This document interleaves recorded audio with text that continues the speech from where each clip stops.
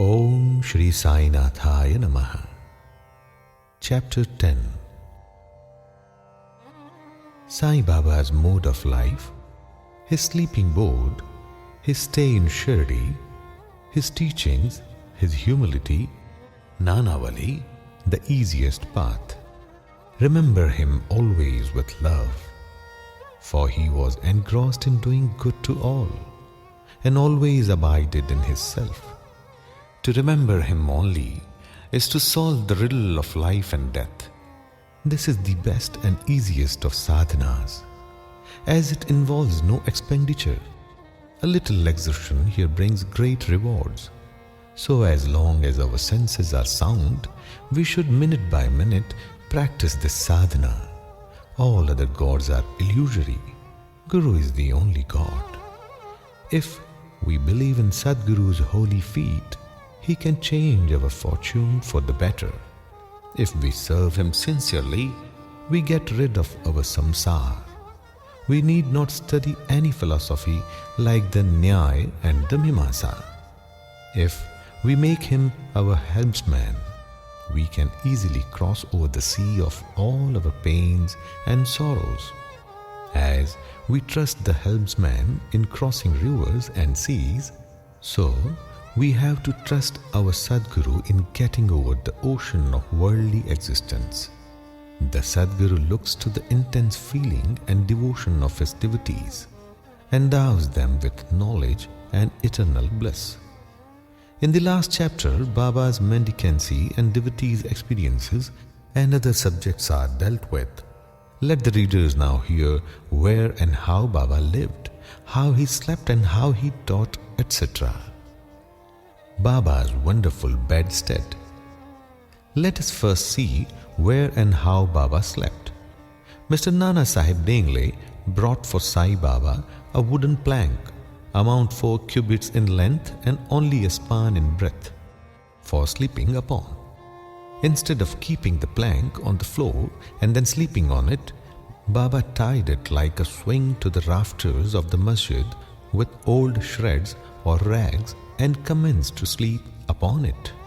The rags were so thin and worn out that it was a problem how could bear or support even weight of the plank itself, let alone the weight of Baba. But somehow or other it was Baba's sheer leela that the worn out rags did sustain the plank with the weight of Baba on it. On the 4 corners of this plank, Baba lighted panatis, that is, earthen lamps, one at each corner, and kept them burning the whole night. It was a sight for the gods to see Baba sitting or sleeping on this plank.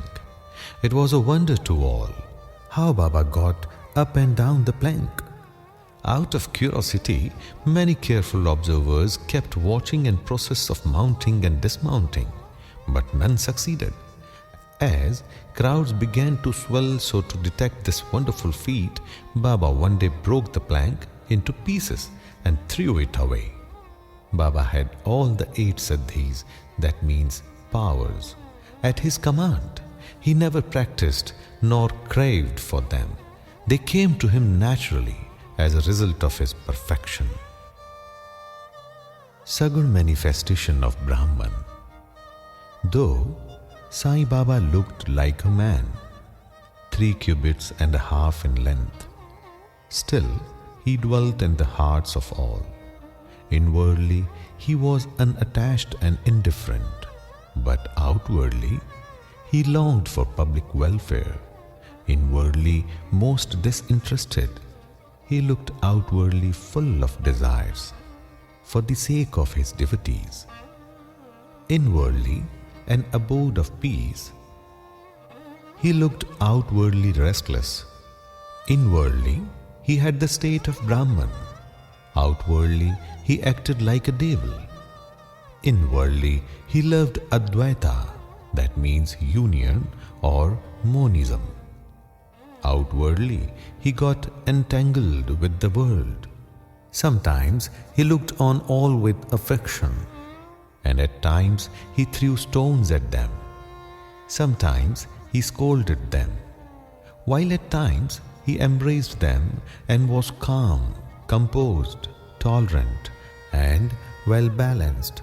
He always abided and was engrossed in the self and was well disposed towards his bhaktas. He always sat on one asana and never travelled. His band was a small stick, which he always carried in his hand. He was calm, being thought-free. He never cared for wealth and fame and lived on begging. Such a life he led. He always uttered Allah Malik. That means God, the real owner.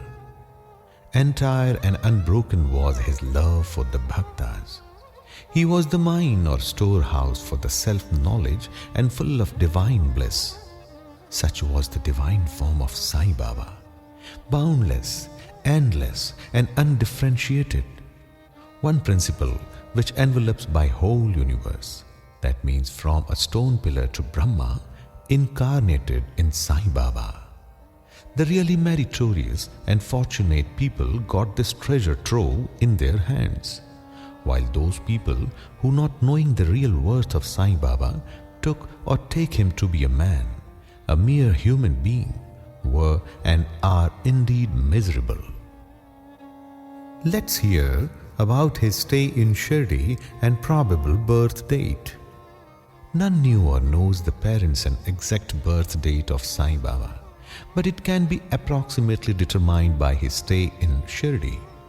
Baba first came to Shirdi when he was a young lad of 16 and stayed there for 3 years. Then all of a sudden he disappeared for some time.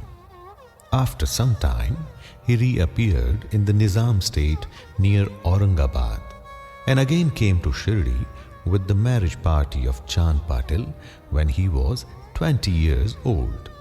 Since then, he stayed in Shirdi continuously for a period of 60 years, after which Baba took his Mahasamadhi in the year 1918. From this, we can say that the year of Baba's birth is approximately 1838 AD. Baba's mission and advice. Saint Ramdas flourished in the 17th century and fulfilled to a great extent his mission of protecting cows and Brahmins against the Yavanas, that means Mohammedans. But within 2 centuries after him, the split between the two communities, Hindus and Mohammedans, widened again, and Sai Baba came to bridge the gulf. His constant advice to all was to his effect. Rama, the god of the Hindus, and Rahim, the god of the Mohammedans, were one and the same. There was not the slightest difference between them. Then why should their devotees and quarrel among themselves? You ignorant folk, children, join hands and bring both the communities together. Act sanely, and thus you will gain your object of national unity. It is not good to dispute and argue. So don't argue. Don't emulate others. Always consider your interest and welfare. The Lord will protect you. Yoga, sacrifice, penance, and knowledge are the means to attain God. If you do not succeed in this by any means, vain is your birth. If anyone does any evil unto you, do not retaliate. If you can do anything, do some good unto other. This in short was Sai Baba's advice to all, and this will stand in good stead both in material and spiritual matters. Sai Baba as Sadguru. There are gurus and gurus. There are many so-called gurus who go about from house to house with cymbals and veena in their hands and make a show of their spirituality. They blow mantras into the ears of their disciples and extract money from them. They profess to teach piety and religion to their disciples, but are themselves impious and irreligious. Sai Baba never thought to making the least show of his worth, piety. Body consciousness he had none, but he had great love for the disciples. There are 2 kinds of guru. First, niyat, that means appointed or fixed, and the second is aniyat. unappointed or general. The latter, by their advice, develop the good qualities in us, purify our hearts and set us on the path of salvation. But contact with the former dispels our quality, that means sense of difference, and establishes us in unity by making us realize thou art that. There are various gurus imparting to us various kinds of worldly knowledge, but he who fixes us in our nature, that means self, and carries us beyond the ocean of worldly existence is the Sadguru. Sai Baba was such a Sadguru. His greatness is undescribable. If anybody went to take his darshan, he, without being asked, would give every detail of his past, present and future life. He saw divinity in all beings. Friends and foes were alike to him. Disinterested and equal balanced, he obliged the evil doers. He was the same in prosperity and adversity. No doubt ever touched him. Though he possessed the human body, he was not in the least attached to his body or house. Though he looked embodied, he was really disembodied, like free in this every life. Blessed are the people of Shirdi who worshipped Sai as their God. While eating, drinking, working in their backyards and fields and doing various household works, they always remembered Sai and sang his glory. They knew no other God except Sai. What to speak of the love, the sweetness of the love of the women of Shirdi? They were quite ignorant, but their pure love inspired them to compose poems or songs in their simple rural language. Letters and learning they had none. Still, one can discern real poetry in their simple songs. It is not intelligence, but love that inspires real poetry as such. Real poetry is the manifestation of true love, and this can be seen and appreciated by intelligent listeners.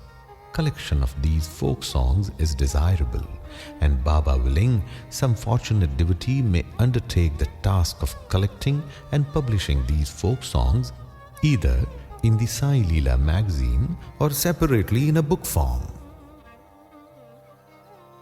Baba's humility. Lord or Bhagwan is said to have 6 qualities, namely, first, fame, second, wealth, third, non-attachment, 4, knowledge, 5, grandeur, and 6, generosity. Baba had all these in him. He incarnated in flesh for the sake of the bhaktas. Wonderful was his grace and kindness. He drew the devotees to him, or how else one could have known him? For the sake of his bhaktas, Baba spoke such words as the goodness of speech dare not utter. Here is a specimen. Baba spoke very humbly as follows. Slave of slaves, I am your debtor. I am satisfied at your darshan. It is a great favor that I saw your feet. I am an insect in your excreta. I consider myself blessed thereby.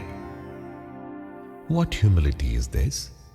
If anybody would think that by publishing this, any disrespect is shown to Sai, we beg his pardon, and to atone for this, we sing and chant Baba's name. Though Baba seemed outwardly to enjoy sense objects, he had not the least flavor in them, nor even the consciousness of enjoying them. Though he ate, he had no taste, and though he saw, he never felt any interest in what he saw. Regarding passion, he was a perfect celibate as Hanuman. He was not attached to anything. He was pure consciousness, the resting place of desire, anger, and other feelings. In short, he was disinterested, free and perfect. A striking instance may be cited in illustration of this statement. Nanavali. There was in Shirdi a very quaint and queer fellow by name Nanavali. He looked to Baba's work and affairs.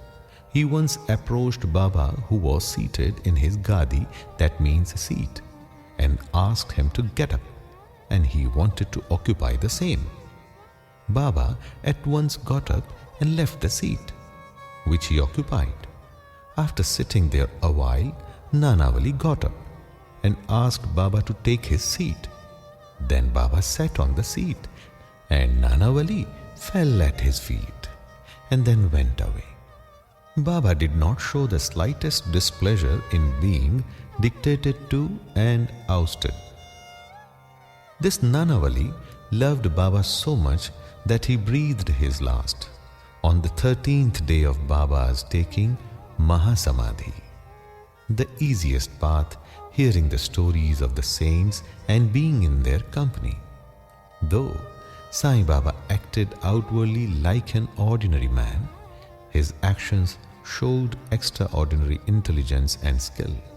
Whatever he did was done for the good of his devotees.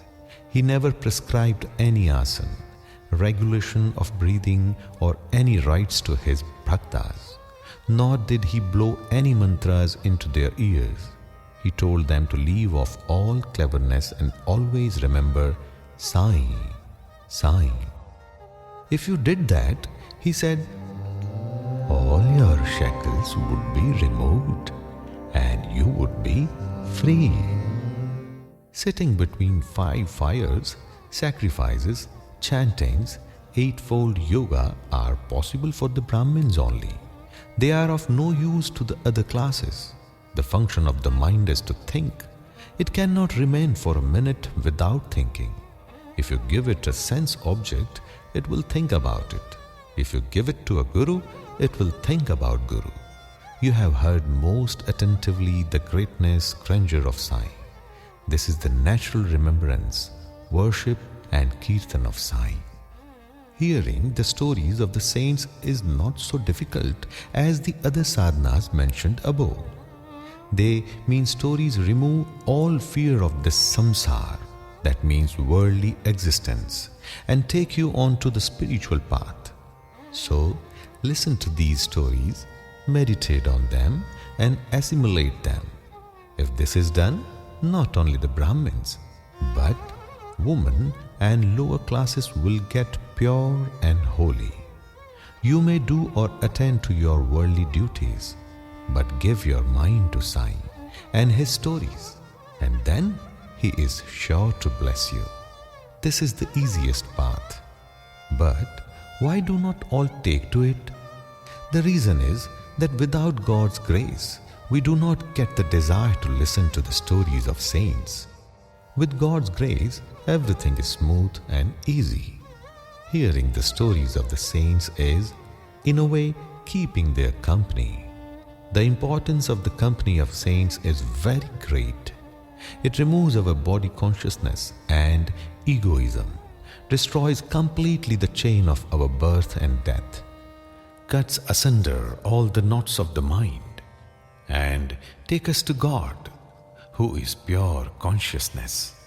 It certainly increases our non-attachment to sense objects and makes us quite indifferent to pleasures and pains, and leads us onward on the spiritual path. If you have no other sadhana, such as uttering God's name, worship or devotion, etc., but if you take refuge in them wholeheartedly, they will carry you off safely across the ocean of worldly existence. It is for this reason that the saints manifest themselves in this world. Even sacred rivers such as the Ganga, Godavari, Krishna and Kaveri, etc., which wash away the sins of the world, desire that the saints should come to them for a bath and purify them. Such is the grandeur of the saint. It is on account of the store of merit and past births that we have attained the feet of Shri Sai Baba. We conclude this chapter with meditation on Sai's form. He, the graceful and handsome Sai, standing on the edge of the masjid and distributing udi to each and every bhakta with a view to his welfare. He who thinks of the world as an illusion and who is ever engrossed in supreme bliss. Before him, we humbly prostrate ourselves. Bow to Shri Sai. Peace be to all.